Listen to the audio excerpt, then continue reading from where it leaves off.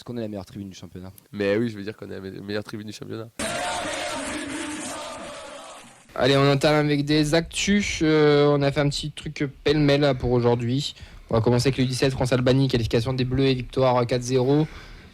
Ilyas Azizi n'est pas rentré sur ce match. Prochaine rencontre jeudi à 18h contre la Belgique. Je suis déçu que tu n'aies pas lu exactement ce qu'il y a marqué sur la feuille. Laissez au repos. Voilà. Et la demi-finale. Et il se repose pour la demi-finale de jeudi contre la Belgique, le SEM. C'est une vanne vraiment écrite ou c'est moi qui ai écrit ça sans me rendre compte ? Non, c'est involontaire, je pense. Je me suis posé la question en le lisant en fait. C'est pour ça. Si c'est pas une vanne, c'est moi qui ai écrit ça sans me rendre compte. Bien joué. Merci. Les sélectionnés, mon cher Vincent. Oui, il y en a quelques-uns. On a déjà eu Siro la semaine dernière. Donum sélectionné avec la Norvège pour des amicaux contre l'Italie et l'Estonie. Caceres jouera 2 matchs de qualification pour la Coupe du Monde. Il y a aussi Magri qui, lui, n'est pas rappelé avec le Cameroun. Chez les jeunes, Cresswell et Sauer vont disputer l'Euro Espoir. Jady Canvo participera au tournoi de Toulon avec l'équipe de France U20. Ils joueront en poule l'Arabie Saoudite, le Mali et le Panama. Les U16, on a en équipe de France toujours Emen Amaouche et Noé Akpakoun qui sont des habitués des sélections. Ils participeront à l'International Drink Cup au Japon contre la Côte d'Ivoire, la Colombie. Tu fais de l'anglais pour d'anglais. Et le pays hôte. Je m'entraîne pour déplacement à Tolosa. Right. Tu l'as bien placé, merci. Thank you. Formation avec pas la d'adhérer. violette. Pardon. Voilà, on se tirera les pompes après hors émission, on n'a pas le temps.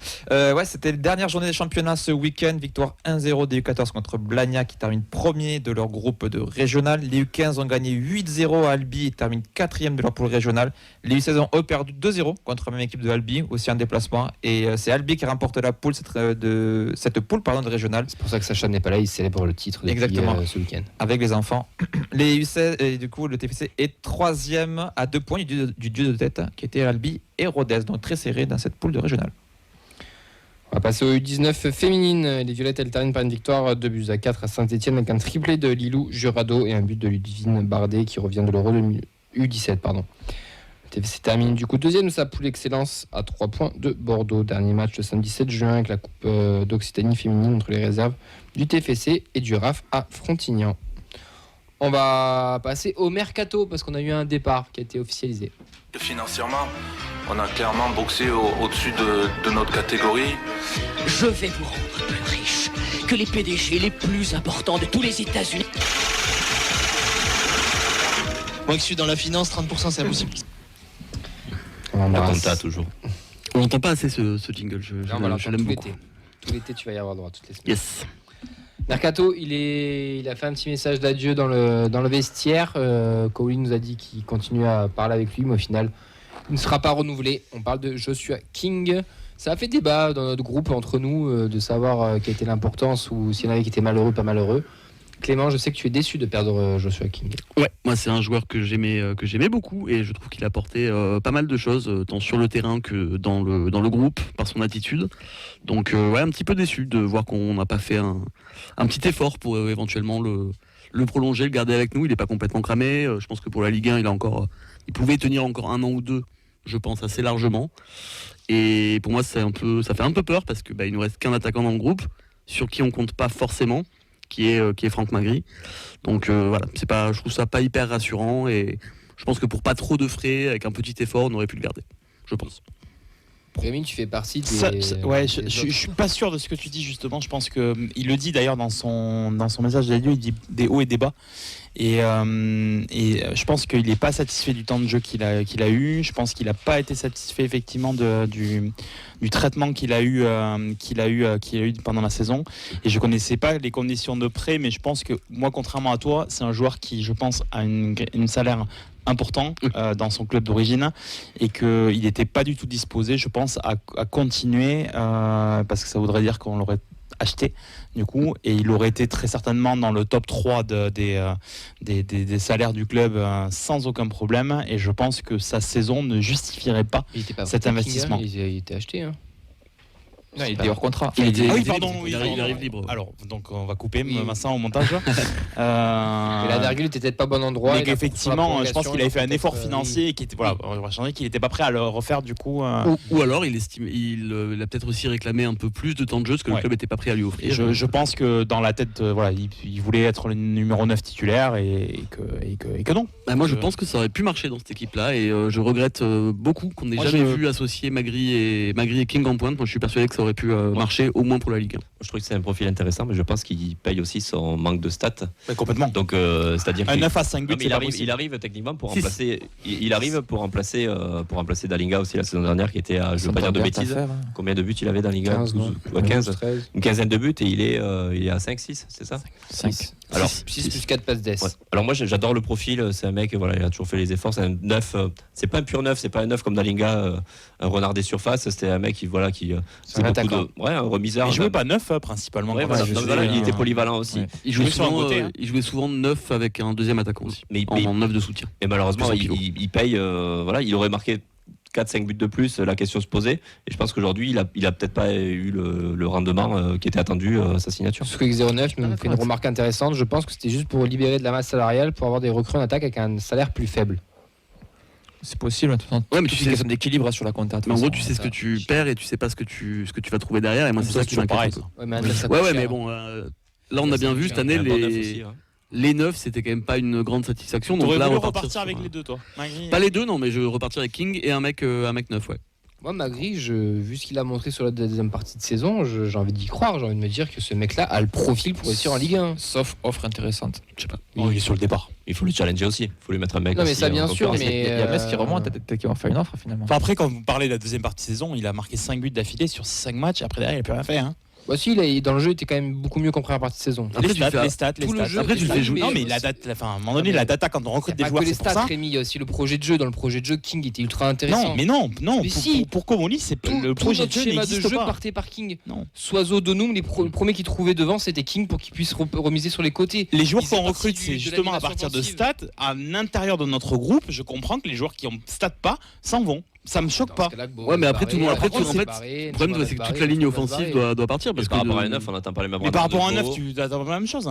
Je pense que tu attendais vraiment le rendement de Dalinga. Ouais, mais en fait, tes avec, ailiers, avec- tes ailiers, King, t'attends qu'ils fassent t'attends pas des le passes D, ils en rendement font de pas, et pourtant ils restent au club, tu vois. dans la Enfin, tête pense de la pas qu'il data était ou neuf. dans la tête de Comoli, je pense que. Il faut un 9 à plus de 12 buts. Mais ça coûte super cher. Oui, mais il en faut un autre. Il Tassin, faut c'est tenter un 10 truc. millions, les gars. Il faut tenter quelque chose. Hein. Ah, mais un mec Avec- qu'on connaît ni d'Eve ni d'Adam qui va venir d'une division exotique, est-ce que rien ne te garantit qu'il va les Non, mettre chez 12 non, buts, tout à fait. Mais rien ne te garantit que King fait 12 buts la saison prochaine. Pour moi, King, c'est un mec qui, s'il est mis dans de bonnes conditions et qu'il est mieux servi par ses ailiers notamment et ses milieux de terrain, Et peut mettre bien plus de buts. Moi, Et je là, pense pas qu'il était recruté pour marquer des buts. Il était moi, je recruté trouve pour faire marquer des buts aussi. moi, je trouve qu'il paye aussi le peu de rendement offensif qu'on a eu cette année. Ouais.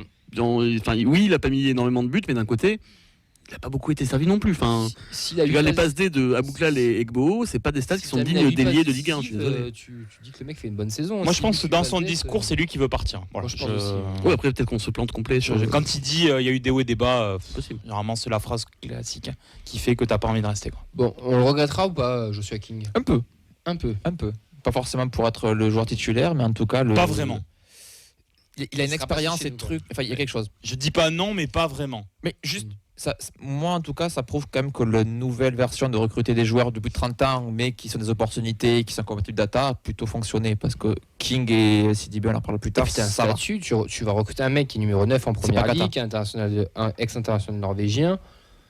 Ça veut dire que tu as été, sur le papier, tu as été sexy pour qu'il vienne aussi chez toi. T'as tenté moi, un coup. Je le vois aussi comme ça. Et c'est pas un échec, ça n'a pas marché. Non. Ouais, ça n'a pas marché, c'est dur. Moi, je trouve. Bon, on parle de son conseil de classe, mais bon. Journal des prêtés, messieurs, dames, c'est le moment, c'est maintenant. Et d'ailleurs, il y a un super numéro 9 qui va revenir. C'est passé 2-3 dingueries. Mais non! Il a pris un gros rouge à la 41e pour avoir tout simplement empoigné un adversaire par la gorge. Ce gros faisant de Saïd Amoulic. Rien à signaler non plus, une note moyenne, pas de passe D, pas de but. On va passer au journal des prêtés. Et tout à fait, donc un des derniers journaux des prêtés de cette saison, parce que les saisons de tous nos prêtés touchent gentiment à leur fin. On va commencer par le meilleur d'entre eux, César Gelabert évidemment. Plus qu'un match à jouer pour lui en saison régulière avec Riron, 14e de Liga DOS. Dernier déplacement à Ferrol pour la dernière journée. mais ils n'ont déjà plus rien à jouer. La saison se termine donc dans le ventre mou, l'estomago blando en VO, j'ai fait l'effort. Il doit y avoir une expression consacrée, mais là c'est Google Trad. Je l'ai pas. Côté stats, c'est de loin notre meilleur faisant de l'année, tu l'avais dit, tu l'avais élu faisant d'or d'ailleurs, avec 5 buts et 2 passes D en 38 matchs et une bonne note moyenne de 7 sur la saison. Les stats de King en fait. C'est pour faire de la place à King peut-être qu'il va revenir. Arrête, je me sens pas bien là. Donc c'est pas une saison exceptionnelle, mais quand on considère ce qu'ont fait les autres, on peut quand même lui dire bravo, je pense. Donc est-ce qu'on considère que c'est bien et on lui donne une seconde chance, ou est-ce que c'est salut mon pote? C'est notre meilleur prêt Pipé Graoui à Pau. Hein. Fais la prépa et on verra. Donc on n'est pas sur un nom définitif de votre côté, messieurs? Alors moi mon guess c'est qu'il prépa, remet même pas un orteil à Toulouse. Mais bon. Possible. Moi, je pense qu'il va se barrer, mais. Moi, je pense que le départ est déjà acté là. Je pense aussi. C'est un joueur que CMN voulait, donc je me dis pourquoi pas faire la prépa. Et Moi, un jour de 20 d'autant, je suis pas le voir sur le je terrain. pense que. Je pense que le départ est déjà je pense que acté. c'est déjà ficelé. Ouais. Il veut pas revenir à Toulouse. Il va rester en Espagne. Puis voilà, quoi. J'ai entendu des pistes un peu plus exotiques comme le Mexique. Ouais. C'est l'Espagne du pauvre. Hein. Waouh. On peut enchaîner après ce point racine. Tout à fait, on va enchaîner sans transition avec Ibi Sissoko, son club de Sheffield Wednesday, il termine 12e de Championship et enfin le calvaire prend fin pour lui. Il n'est plus dans le groupe depuis au moins 2 mois. Son prêt se termine donc comme un énorme fiasco. 18 matchs, 3 buts et 2 passes D dans les 2 clubs dans lesquels il est passé et dans lesquels il ne s'est imposé dans aucun des 2 tout simplement. Chaque fois c'était le même schéma, il joue un peu au début, puis après hop, il joue plus, il est remplaçant, puis il finit par sortir du groupe dans les 2 cas. Donc on en profite quand même pour signaler que Sunderland remonte en première ligue. Mais une chose est sûre, on ne verra jamais le documentaire Ibi Sissoko Till I Die. Et c'est tant mieux. C'est Till I Play déjà. Donc on est d'accord, pour lui c'est salut mon pote. Ah mais ciao. Viens faire la prépa si tu veux pour t'entraîner un peu, mais ciao. Tu veux découvrir les jambes, courir un petit peu dans un champ. Il a 0 QI foot. Mode d'entrée, dès qu'il est arrivé, ce joueur, je vous l'ai dit, on m'est tombé dessus, il a 0 QI football. C'est un joueur FIFA. Les joueurs FIFA, ça ne marche pas dans la vraie vie. Tu prêches un convaincu. Fiasco toujours, on passe à Alex Dominguez, donc pas disputé un seul match malheureusement avec Eibar sans qu'on sache vraiment pourquoi. Est-ce que c'est une question de niveau, une question d'attitude? Est-ce qu'on lui a vendu du rêve en lui disant viens à Eibar, tu vas jouer? Je ne sais pas. Viens à Eibar, on ne te vend pas du rêve. Hein. Oui. Alors franchement, je pense que c'est Eibar, pour vous situer, c'est un hybride entre la jungle de Calais et Saint-Etienne. Mais il y a un bout de mer quand même. Il y a quand même un bout de mer, hein. Merde. C'est vachement sympa ça pour le Pays Basque espagnol. Là. Ah ouais, et Eibar, c'est pas beau, hein, vraiment.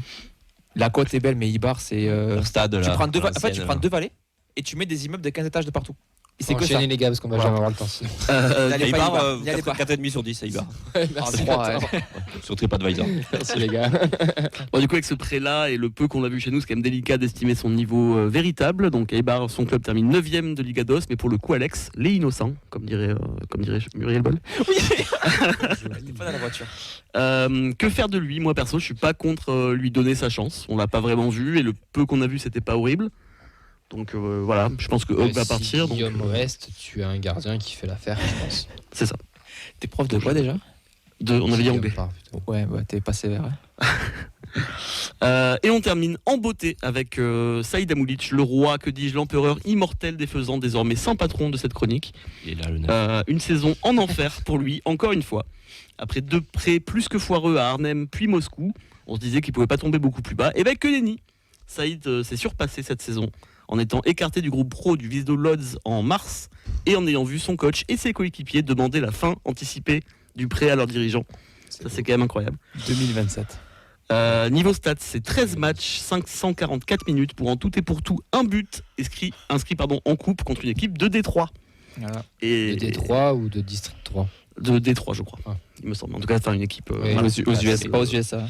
De faible niveau. D'ailleurs, j'y pense. On aimerait bien que son club du Wisdo Lodz nous envoie une preuve de vie. Dans cette saison, aura ressemblé pour lui à une prise d'otage. Est-ce qu'il est encore là? On ne sait pas. On espère qu'il a pu rebondir en devenant, que sais-je, maître kebabier peut-être. Ou coiffeur, à défaut d'être encore un joueur de foot. Mais je tiens quand même à le remercier, lui qui a été cette saison m'amuse et m'a inspiré beaucoup de blagues et beaucoup de jingles. Donc salut l'artiste et merci pour le show. Et à bientôt surtout. Et à bientôt, et il nous tarde. Qu'est-ce qu'on va en faire en fait? Ça c'est toute la question. Une animation sur Fanzone côté sud, je sais pas. Mais non, il n'aime pas ça. Venez voir le vrai Saïd Amoulic. Moi j'aimerais savoir combien on le paye quand même. Moi j'aimerais savoir s'il a des liens avec le club. Si eux savent où il est en fait. Enfin non mais qu'est-ce qu'ils en pensent? Parce que tu as des rapports de recruteurs, enfin de mecs, etc. En vrai, la preuve de vie, je rigole à peine. Hein. C'est-à-dire, est-ce que ce mec-là est encore en contact de près ou de loin avec. Voilà, ça l'appelle la commu. La dernière fois, ils avaient trouvé des trucs sur son Insta ou je sais pas quoi. Ils Donc, sont contraints, hein. il va des maillots actuellement. C'est Black, peut-être là. le flop 1 ça, du recrutement Redbird, toute année confondue. Oui, et largement. Par rapport à l'investissement. Même par Sissoko rapport à côté, je l'adore. Tu vois, Ouais, mais c'est dire. même je trouve c'est plus important l'investissement de Ah oui, Sissoko, il est 3 Paris, millions, alors que Et Molic 3,5 millions, je crois. Et Et nous a 2027, inspiré ta 4 ans, vidéo d'ailleurs. Ce qui est très drôle quand je suis en train d'y penser, Oui. c'est que. La Twingo Ah non, c'est la Twingo, c'est Ben, putain. Oui. Il nous a inspiré la Oui, petite c'est ta présentation de Twingo. Ben Oui, c'est avec ta Twingo.